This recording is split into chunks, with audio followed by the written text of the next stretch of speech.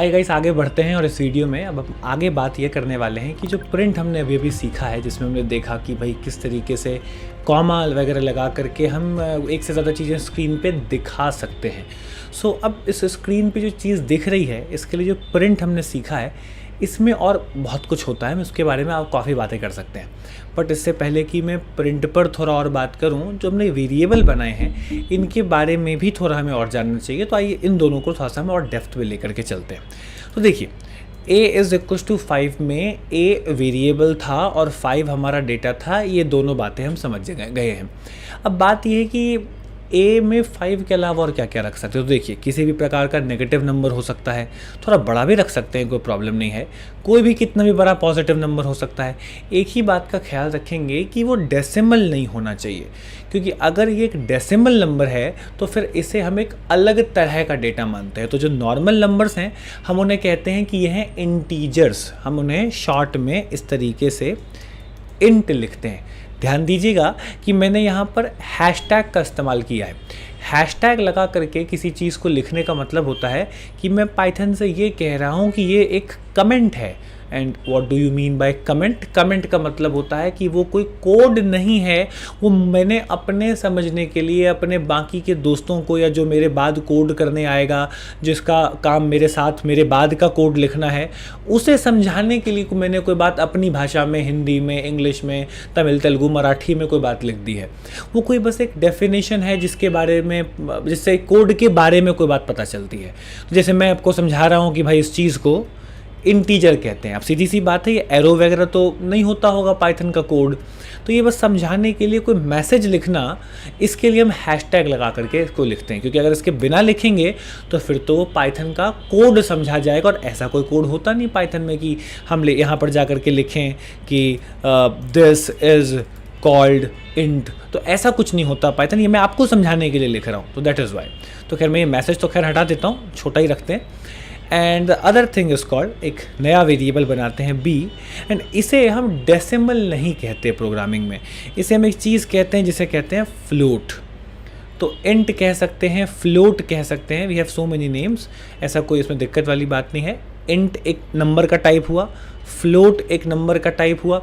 Int को आप integer भी कह सकते हैं, फ्लोट है उसको डेसिमल नंबर कहा जाता है। तो मैंने कहा कि ना आम तो बहुत हैं, we have so many names, but जो आप प्रोफेशनली इस्तेमाल करेंगे वो ये होगा कि आप जो बिना डेसिमल के नंबर हैं उन्हें या तो इंटीजर कहें या इंट कहें, और जो डेसिमल नंबर्स हैं उन्हें आप डेसिमल ना बोल करके फ्लोट बोला करें। ये एक अच्छी जो बात होगी वो होगी, जो प्रोफेशनल टर्म है, फ्लोटिंग पॉइंट नंबर्स या फ्लोट। ओके, तो बस टर्मिनोलॉजी है, शब्द हैं, बस और कुछ नहीं है ना।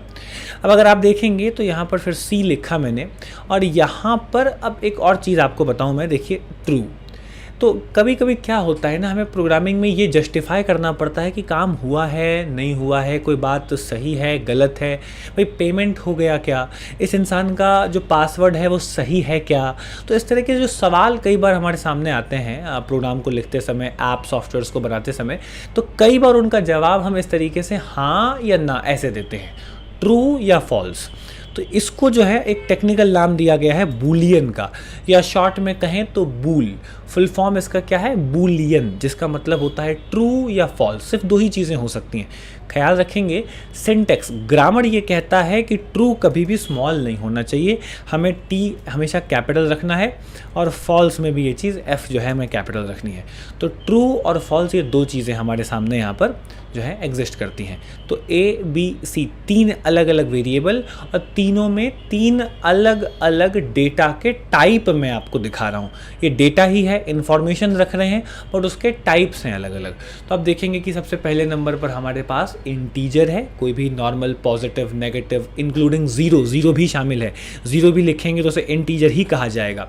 तो कोई भी पॉजिटिव नेगेटिव नंबर, फ्रैक्शन नहीं चाहिए, डेसिमल नहीं चाहिए। ये अगर आपके पास डेसिमल है तो दैट इज़ कॉल्ड आपका फ्लोट, और अगर आपके पास एक ट्रू या फॉल्स है तो उसको हम कहते हैं यहाँ पर बूलियन दम।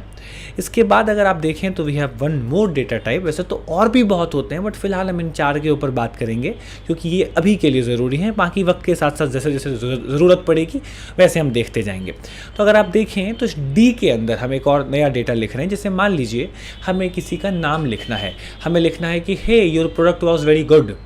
तो अब एक रिव्यू है, कमेंट है, एक मैसेज है, राइट, कि मैंने किसी इंसान के पोस्ट के नीचे से कुछ कमेंट किया कि हे नाइस पिक्चर बडी, तो हे नाइस पिक्चर बडी ये एक मैसेज है, राइट, मैंने उसके इंस्टा पे जाकर के कमेंट किया है, टेक्स्ट है एक ये। तो टेक्स्ट को रखने के लिए हमारे पास एक खास तरीका होता है। हम सीधा नहीं लिख सकते कि हाय माय नेम इज़ सत्यम, मैं इसे इस तरीके से सीधा लिखूंगा तो पाइथन को इस समझ में ही नहीं आएगा कि ये मैंने क्या लिख दिया है। इसे हम हमेशा लिखते हैं इस तरीके से, इन्वर्टेड कॉमा के बीच में। तो यहाँ पर मैंने लिखा my name is Satyam and इस तरीके से मैं इसे लिख सकता हूँ। तो ये जो कोट्स हैं, इन्हें कोट भी कहते हैं, कोटेशंस भी कहते हैं, इन्वर्टेड कॉमा कह लीजिए। तो ये सिंगल इन्वर्टेड कॉमा इसमें लिख सकते हैं या डबल इन्वर्टेड कॉमा में भी लिख सकते हैं। अब अगर आप C++, जावा जैसे बैकग्राउंड से आ रहे हो तो वहाँ पर सिंगल कोट और डबल कोट के बड़े अलग अलग मतलब हैं। तो सिंगल कोट में जा कर के मैंने लिखा हेलो वर्ल्ड या हेलो बाय पाइथन। इनफैक्ट अगर आप समझें कि मैं अगर यहाँ पर अब नंबर भी लिख दूंगा ना तो इसे भी हम इंटीजर नहीं कहेंगे, ये अब एक मैसेज ही कहलाएगा। ये इन्वर्टेड कॉमा के अंदर जो चीज़ होती है मैसेज टेक्स्ट वही कहलाएगा। और इसके लिए एक बड़ा अच्छा नाम है पाइथन में, जैसे इन लोगों का भी नाम था तो इसका भी एक नाम है, इसे हम कहते हैं स्ट्रिंग। तो STRING स्ट्रिंग। स्ट्रिंग को हम हमेशा क्या मानेंगे, एनीथिंग रिटन इनसाइड सिंगल और double quotes are called strings. भले वो नंबर हो, वो ट्रू लिखा हो, अगर ऐसे ही ट्रू लिखा है तो फिर तो आप समझ ही रहे कि वो बूलियन है, फिर वो क्यों कहलाएगा कि वो स्ट्रिंग है, फिर वो बूलियन है। अगर नॉर्मली नंबर लिखा है तो फिर वो नंबर है, इंटीजर कहेंगे उसे, डेसिमल है तो फ्लोट कहेंगे। बट यही चीज़ अगर ऐसे लिखी है इन्वर्टेड कॉमा में तो फिर वो मैसेज है। जैसे कि इसको ऐसे समझिए, मैंने कहा hey let's meet up after 5 days, तो आफ्टर 5 days मैंने पूरा एक सेंटेंस बोला, इसमें 5 नंबर नहीं है, मैसेज ही है वो भी एक तरीके का, राइट। तो वही वाली बात है कि इस तरह के जो नंबर्स हैं वो कई बार टेक्स्ट के बीच में, शब्दों के बीच में आते रहते हैं। एड्रेस है किसी का कि let's say may be 4 number गली, तो 4 नंबर गली में 4 नंबर क्या बोलेंगे उसको, एक तरीके से मैसेज ही है, वो एक टेक्स्ट का ही हिस्सा है। तो टेक्स्ट में भी नंबर शामिल किया जा सकता है, राइट। सत्यम राणा 1212@gmail.com, तो ये 1212 अब ठीक है नंबर कहने के लिए है, बट ये टेक्स्ट का ही हिस्सा है, राइट। तो ऐसा होता है कि कई बार जो हम मैसेज लिख रहे हो तो उसके साथ बीच में हमें नंबर भी लिखना पड़ जाए, तो उस नंबर को उस समय पर हमें इंटीजर नहीं कहेंगे, वो टेक्स्ट है, वो स्ट्रिंग है। क्या कहते हैं इसे प्रोफेशनली, स्ट्रिंग।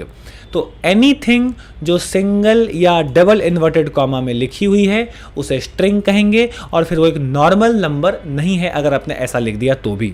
और मैसेज ही लिख रहे हैं फिर तो कोई बात ही नहीं, फिर तो कह ही रहे हैं कि स्ट्रिंग है। तो ख्याल रखेंगे कि डी में अगर ये 3 लिखा है तो ये नंबर नहीं है, इस पर अगर मैं कोई प्लस माइनस करूंगा तो वो नहीं होने वाला, क्योंकि ये नंबर ही नहीं है, ये स्ट्रिंग है। स्ट्रिंग मतलब टेक्स्ट, टेक्स्ट पर थोड़ी हम कैलकुलेशंस कर सकते हैं, ये फिर एक कैलकुलेट करने वाली चीज़ है, इस पर हम कुछ कर सकते हैं कि हाँ भाई इसमें कुछ जोड़ दो घटा दो, राइट। तो ये हमारे पास यहाँ पर हमको ध्यान में रखना है। Very nice. तो यहाँ पर मैंने कह दिया कि हे दिस इज़ पाइथन एंड ये हमारा एक मैसेज था, this is what it is.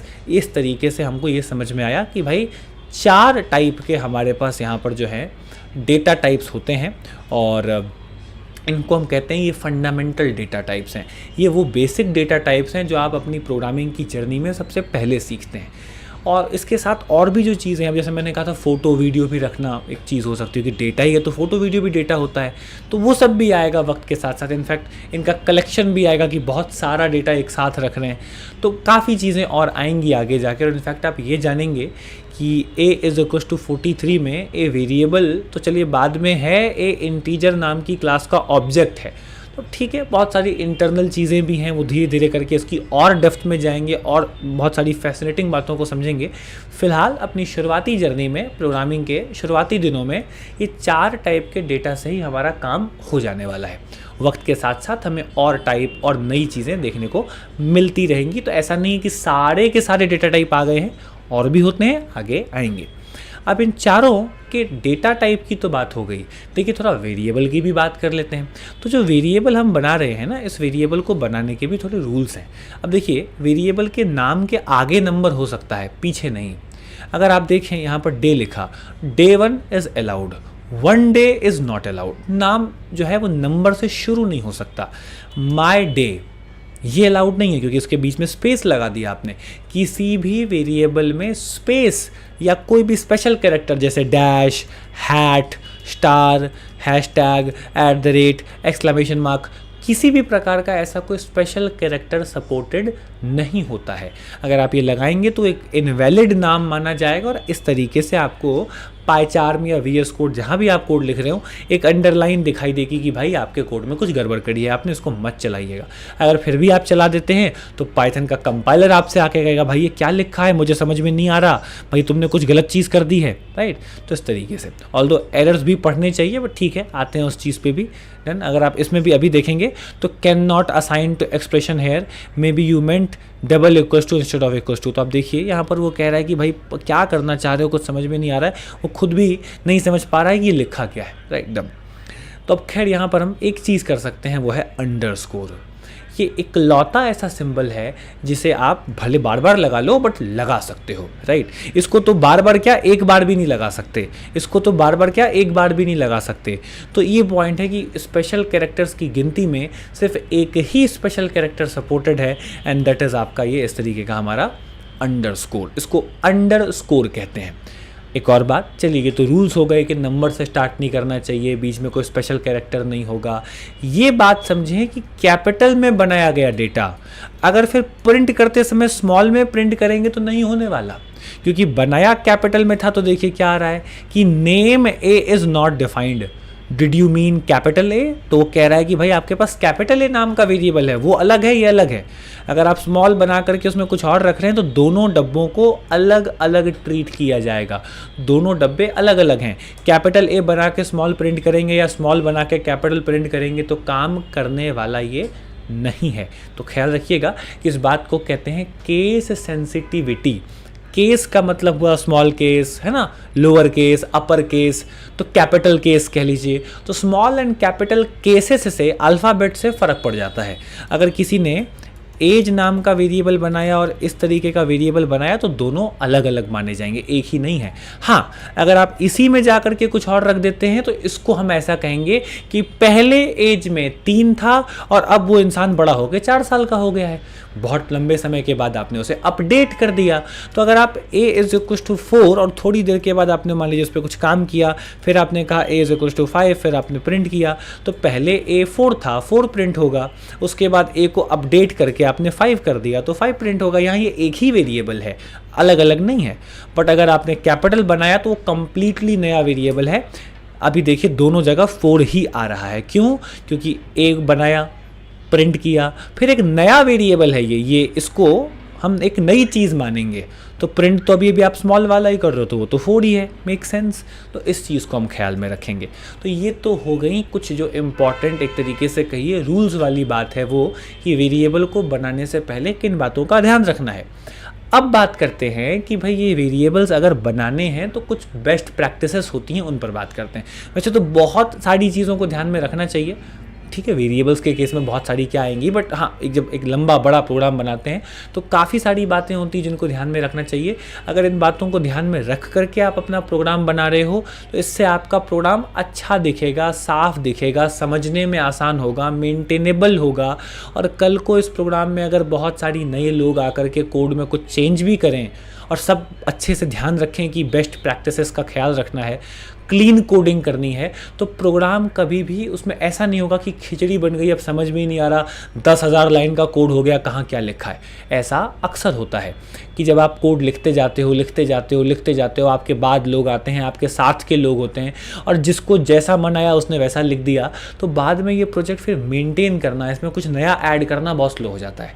तो इसलिए छोटी छोटी चीज़ें उनका ख्याल रखना है। इन्हीं को कहते हैं कोडिंग की बेस्ट प्रैक्टिसेस या क्लीन कोडिंग।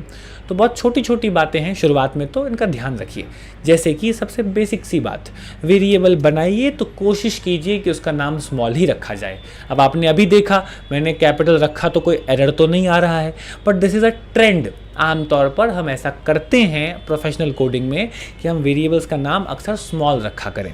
तो अगर मुझे एज बनाना है तो एक स्मॉल वेरिएबल से बनाऊंगा। अगर मैं कैपिटल वेरिएबल बना रहा हूँ या कैपिटल लेटर से शुरू कर रहा हूँ तो जो आपके फेलो डेवलपर्स हैं, जो प्रोफेशनल लोग हैं, वो समझेंगे कि अच्छा ये वेरिएबल तो नहीं होगा तभी शायद इसने कैपिटल बनाया है। अब वो पढ़ेंगे तो पता चल ही जाएगा। तो कैपिटल लेटर से शुरू करने के लिए हमारे पास क्लास नाम की चीज़ होती है, कभी बाद में हम आगे उस पर बात करेंगे, ऑब्वियसली चैप्टर में आगे आएगा। वेरिएबल्स तो स्मॉल ही बनाने चाहिए। दूसरी बात, जितना हो सके वेरिएबल के नाम को स्मॉल रखने के अलावा वेरिएबल के नाम को क्लियर और एकदम प्रिसाइज बनाइए। जैसा काम वैसा नाम, ABCD सीखने के लिए ठीक है, शुरुआती दिनों में ठीक है। वेरिएबल का नाम सेंस बनाना चाहिए। तीसरा पॉइंट, वेरिएबल कभी भी बहुत ज़्यादा बड़ा ना बनाएं कि भाई माय फुटबॉल स्कोर इज़, इतना बड़ा वेरिएबल को बहुत सेंस नहीं बनाता, बहुत अजीब भी लगता है देखने में, रीडेबिलिटी ही ख़त्म हो जाती है, तो परेशानी हो सकती है। दूसरा, अगर चलिए बहुत बड़ा नहीं, कम से कम 2 या 3 वर्ड भी हैं, तो फिर अगर मान लीजिए ऐसा लिखा है माय एज, तो ये तो फिर थोड़ा सा देखिए 2 अलग अलग वर्ड्स हैं, खिचड़ी सी बन गई, अच्छा सा नहीं लग रहा। तो क्या कहा जा सकता है कि बीच में अंडरस्कोर लगा दो। तो अगर एक से ज़्यादा वर्ड्स शामिल हैं आपके वेरिएबल में तो यूज़ अंडरस्कोर, जिसकी वजह से आप कह सकते हैं कि आपका वेरिएबल थोड़ा सा रीडेबल ज़्यादा हो जाएगा। दूसरा भी एक तरीका है, आप जो दूसरा वर्ड है या उसके बाद के जो वर्ड्स हैं उनका पहला लेटर आप कैपिटल रखें। ये देखिए, पहले वाले का पूरा स्मॉल रखना है क्योंकि वेरिएबल का नाम स्मॉल से शुरू करना ट्रेंड है। बाकी के वर्ड्स में कैपिटल रख सकते हैं, तो ये भी एक तरीका है। इस तरीके से वेरिएबल बनाने को हम कहते हैं कैमल केस टाइपिंग। नाम है, कोई इतना ज़रूरी नहीं है, बस एक नाम है कि ओके, इस ट्रेंड को, इस कन्वेंशन को, इस प्रथा को हम कहते हैं कि भाई एक नाम इसका क्या दिया है, कैमल केस टाइपिंग। इससे पहले जो मैंने आपको अप्रोच बताई जिसमें हम अंडरस्कोर लगाते हैं, इसे हम आमतौर पे कहते हैं स्नेक केस टाइपिंग। नाम है बस कि ठीक है, अंडरस्कोर लगा के बना रहे हैं, दैट इज़ इट। बाकी कोशिश करना है कि पहला तो जो है वो सब स्मॉल हो। अच्छा, एक और बात है, मान लीजिए कि आप कोई वेरिएबल बना रहे हैं बट आप चाहते हैं कि उसे कोई बदले ना। एग्जाम्पल के तौर पे पाई, मैथमेटिक्स में बचपन में आपने पढ़ा होगा, पाई की वैल्यू होती है 3.14। अब पाई की वैल्यू 3.14 ही रहेगी हमेशा। 3 नहीं मान सकते उसको, 3.19 नहीं मान सकते उसको कि भाई हमारे यहाँ तो ऐसा होता है, ऐसा नहीं होने वाला। 3.14 ही रहेगा पाई, मैथमेटिकल है, हमेशा पाई की वैल्यू सर्कल में पढ़ा होगा आप सबने, 3.14 ही रहती है। अब ग्रेविटी है तो जी की वैल्यू 9.8 मीटर्स पर सेकंड ही होगी। अब आप कैलकुलेशन के लिए 10 मान लो, अलग बात है, बट प्रिसाइजली लिखें तो 9.8 ही होगी। तो कुछ चीज़ें होती हैं जिन्हें हम कहते हैं कांस्टेंट हैं, वो उन्हें बदलना नहीं है। अब पाइथन में ऐसा कोई तरीका बेसिक लेवल पे तो नहीं होता कि आप किसी वेरिएबल में कुछ रखें और ताले से बंद कर दें। आप कहें कि कोई चाहे तो भी इसे बदल ना पाए, ऐसा कर दो, ऐसा आगे पढ़ेंगे आप। बट बेसिक लेवल पे ऐसा कुछ नहीं होता कि वेरिएबल बना करके उसको बंद कर दिया, तो ऐसा कुछ होने नहीं वाला। बट अगर आप वेरिएबल का नाम प्योर कैपिटल लेटर से बनाओगे तो इससे एक मैसेज जनरेट होता है, इससे एक तरीके से एक सेंस आती है, ओके इसको सब कुछ कैपिटल रखने की ज़रूरत इसीलिए पड़ी होगी क्योंकि ये कहना चाहता है इसे मत बदलो। तो आपके बाद अगर कोई डेवलपर आएगा वो देखेगा ओके तो पूरा कैपिटल है, ज़रूर इसको कांस्टेंट रखना होगा तभी इसने ऐसा किया है। ऑल्दो अगर आप जाके बदल दें तो पाइथन क्यों मना करने आएगा। बट एक बेसिक सी बात है, राइट। जैसे कि मान लीजिए कि आप किसी कमरे में गए और कमरे के बाहर दरवाजे पर लिखा हुआ था कि please do not disturb, I am sleeping. अब आपने दरवाज़ा खोल दिया और आपने जाके जगा दिया सामने वाले को। तो अब ऐसा तो है नहीं कि प्लीज़ डू नॉट डिस्टर्ब लिखा है तो अब दरवाज़ा खोल ही नहीं पाएंगे और अब वो दरवाज़ा सील हो गया है।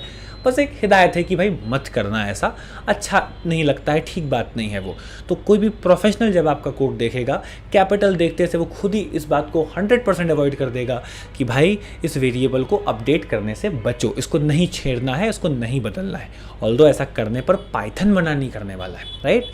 तो ये एक बेसिक सी बात थी। चलिए, तो अब हमें वेरिएबल समझ में आ गए हैं अच्छे से कि कैसे बनाना है, क्यों बनाना है, किस तरीके से उसकी बेस्ट प्रैक्टिसेस है, क्या उसके रूल्स हैं कि नंबर वगैरह से स्टार्ट नहीं करना है, स्पेस नहीं होना चाहिए, और वेरिएबल्स में रखा जाने वाला डेटा भी हमें समझ में आ गया है कि हाँ भाई ठीक है, क्या क्या डेटा रखा जा सकता है, क्या उसमें बेसिक टाइप्स हैं। 4 हमने टाइप्स पढ़े।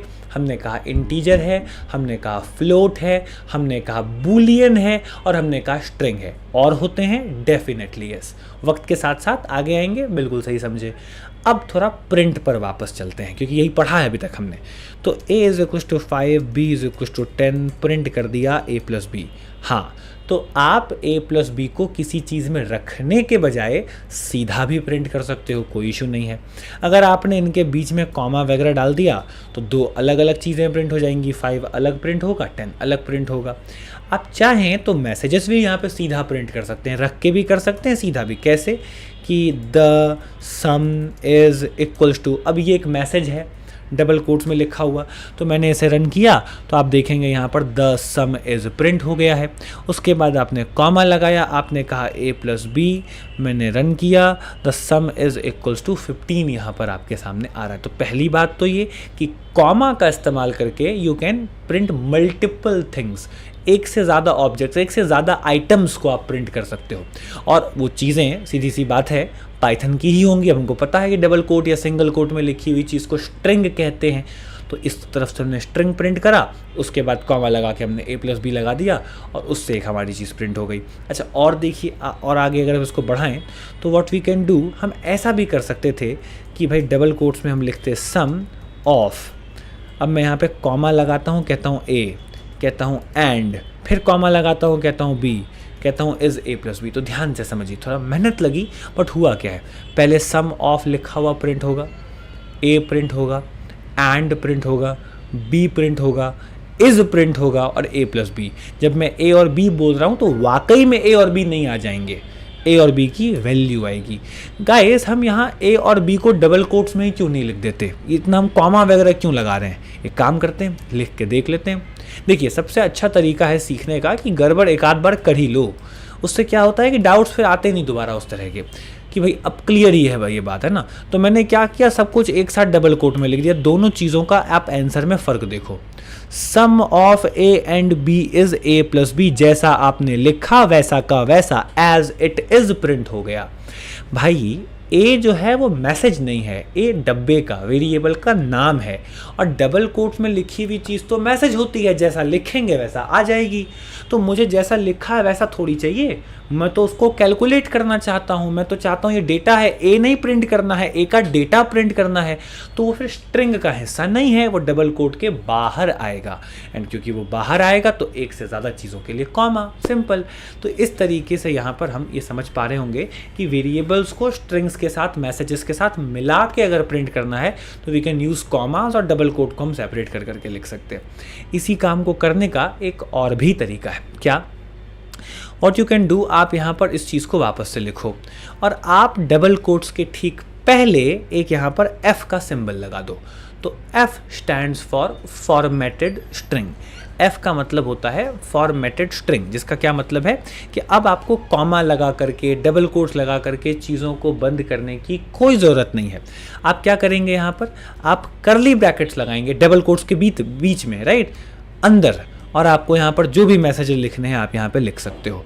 तो करली ब्रैकेट्स लगा करके आपने a + b लिखा है, दैट इज़ इट। तो आपको ऊपर की तरह पहले डबल कोट बंद करो, फिर कॉमा लगाओ, फिर वेरिएबल लिखो, फिर कॉमा लगाओ, फिर से डबल कोट में मैसेज लिखो, कुछ ऐसा नहीं करना। आप अपने स्ट्रिंग के बीच में बिना डबल कोट को बंद किए सिर्फ करली ब्रैकेट्स लिख दें, और इसके बीच में लिखी हुई चीज़ को वो पाइथन समझेगा, करली ब्रैकेट्स के बीच में लिखी हुई चीज़ को वो स्ट्रिंग नहीं समझेगा। क्योंकि अगर उसने स्ट्रिंग समझा होता तो फिर तो जैसा लिखा वैसा आता। स्ट्रिंग पर कैलकुलेशन तो पॉसिबल है नहीं। डबल कोट, सिंगल कोट में लिखी चीज़ स्ट्रिंग है, और स्ट्रिंग में 5 + 5 लिखा है तो वो 10 नहीं है, वो 5 + 5 ही है।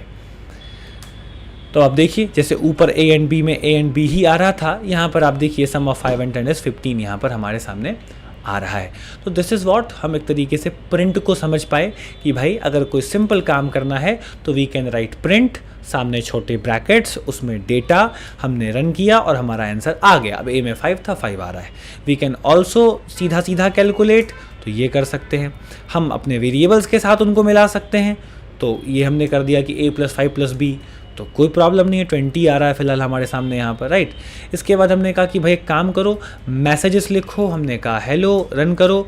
मैसेजेस तो डबल कोट में ही लिखते हैं। हमने कहा hello, comma a, comma b, तो यहाँ पर अब क्योंकि दो दो चीज़ें प्रिंट करनी है, तीन तीन चीज़ें प्रिंट करनी है, डबल कोट्स के बाहर जाएंगे, A, B लिखेंगे।